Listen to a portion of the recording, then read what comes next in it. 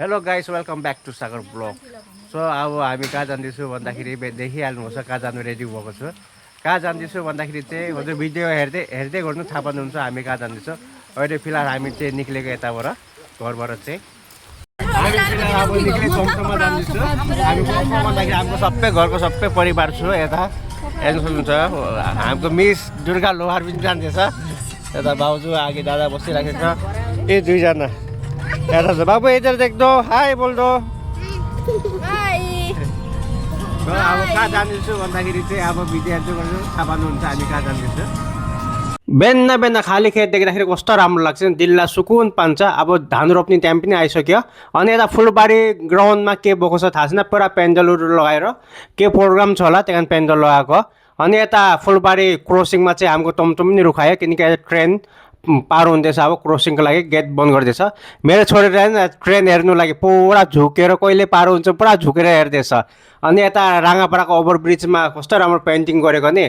अब यति नै राम्रो त पेन्टिङ गरेछ अब यताको मान्छेहरू हामी जस्तै सबैजनाले खाएर गुट्का सुट्काहरू खाएर नठुक्दाखेरि राम्रो पेन्टिङ जस्तो छ राम्रो छ अनि गुट्का तामुल पानहरू नखाइदिनु होला नखाएर नठुक्नु होला अनि हामी चाहिँ राङ्गापाडाको अब स्टेसनमा आइपुगेँ जो कि अक्सर राङ्गापाडा स्टेसनमा पनि कस्तो राम्रो बनाएछ पुरा मेसिनमा अब टिकटहरू गर्ने यता के गरेँ अब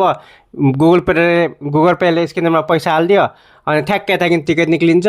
अनि त्यसको बाद कति मजा लाइन पनि लाग्नु परेन अनि हामी आज चाहिँ अब जान्छौँ प्लेटफर्मतिर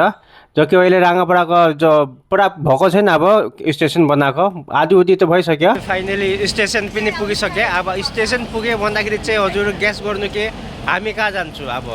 सबै परिवार निक्लिन्छु जानु लागि चाहिँ अब हजुर गेस गर्नु हामी कहाँ गएको म भन्छु बादमा पुगिसकेको बाद देखान्छु कहाँ जाँदैछु भनेर यता हामीको हिरो निउलाई हेर्नु न पुरा जुस खाने साथसाथ दोकान नजिक छ यिनीहरूको चाँदी कतै हुँदैछ सबैजना यता बसिरहेको छ हामी हजुर गेस गर्नु है हामी चाहिँ कहाँ जाँदैछौँ भनेर अहिले नि आस्ते आस्ते गर्दै मान्छे पुरा भिड भइसकेको छ अहिलेको बिहानको 7:30 बजे छ हामी चाहिँ 1 घन्टा अघि आइपुगेछु जे पनि होस् राम्रो हो टाइमभन्दा अघि आउनुपर्छ अनि हामी जाने ट्रेन पनि आइपुग्यो जो कि यो ट्रेन नि म डाइरेक्ट भन्छु यो लोकल ट्रेन हो देगारगाउँ टु रोङिया पासको लागि अब हामी यो ट्रेनमा बसेर चाहिँ अब कहाँ जान्छु होला हजुरहरू भन्नु होला कमेन्ट गरेर चाहिँ फाइनली हामी ट्रेनमा पनि बसेँ अब ट्रेनमा बसेर कहाँ जाने भन्दाखेरि अब ट्रेनले जहाँ पुगान्छ त्यहीँ जाने हो बोलो हम लोग अभी ट्रेन में बैठा है ना अभी हम लोग कहाँ जाएगा घुम्ने जाएगा ना अब म जहाँ पुग्छु जुन जग्गा जाँदैछु अब त्यो जग्गा हेर्नु होला कहाँ जाँदैछु भनेर थाहा पार्नुहुन्छ अब हामी राङ्गापाडा स्टेसनबाट पनि हिँड्ने अब ट्रेन हामीको चल्यो अब चाहिँ राङ्गापाडालाई पनि आजको लागि बाई बाई भनिदिनु पऱ्यो अनि अहिले हामी राङ्गापाडा स्टेसनबाट निक्लेको अनि अब हामी आफ्नो मन्जिलतिर हिँडेको अहिले अनि यता ट्रेन हेर्नु कति लम्बा छ हेर्नु त हामीको गोलुलाई हेर्नु क्या मजाले खिड्कीदेखि टाउको निक्लाएर हेरिराखेको छ लेकिन एउटा बात भनौँ ट्रेनमा हान्दाखेरि एउटा फाइदा छ कि कति राम्रो जग्गा देख्नु पाउनुहुन्छ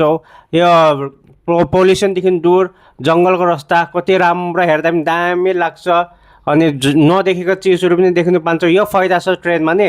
आफ्नो शान्ति लाग्छ मतलब जग्गाहरू देखेर पनि ट्रेनमा मन पनि शान्ति लाग्छ खुसी पनि लाग्छ नदेखेको जग्गा पनि देख्छ ट्रेनमा हिँड्दाखेरि चाहिँ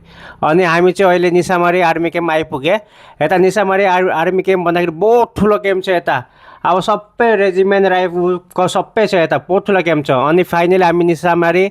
स्टेसन आइपुगेँ यता चाहिँ ज्यादा टाइम रुक्दैन 1 मिनट या 1.5 मिनट रुक्छ मान्छेहरू त्यहाँ फटाफट उठ्दैछ नाम्नेवाला नाम्यो उठ्नेवाला उठिसक्यो यहाँ यता ज्यादा टाइम रुक्दैन अनि हामी चाहिँ आफ्नो लोकेसनमा पुग्यो अब हामी कुन चाहिँ स्टेसन पुग्यो भन्दाखेरि जसले चिन्नुहुन्छ कमेन्ट गरेर भन्नु होला यो कुन चाहिँ स्टेसन हो हामीको स्टेसन चाहिँ आइपुग्यो अब यहाँ अनि यता चाहिँ हामी आएको ट्रेन पनि हिँड्यो अब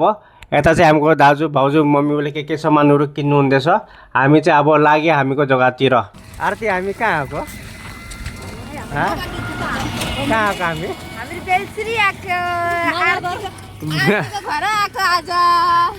आज परिवार हामी सबै कहाँ आएको भन्दाखेरि चाहिँ अहिले भनिदिन्छु हामी चाहिँ मेरो ससुरालालको आएको जग्गा आरतीको घर यता सक्छु सबै परिवार आएको छु अब हामी मेरो छोरीको मामा घर र ऊ ठुलो छोरी त सबसे आगे एक्लै हिँडिरहेको छ आरती खुसी भएको छ यता हेर त घर आएको त खुसी भएको छ मेरो छोरी मामा घर आयो भने एक्लै हिँड्दै कुदी हिँड्दैछ एक्लै बाबु हामी कहाँ आएको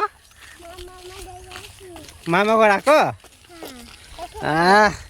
खुसी नि मेरो मामा घर है फाइनली म आफ्नो ससुराल आइपुगेँ अनि आज हामी कहाँ कहाँ घुम्नु जान्छौँ अनि के गर्छु भन्दाखेरि अब यो भिडियोको नेक्स्ट पार्ट हेर्नु होला अहिलेको लागि बाई बाई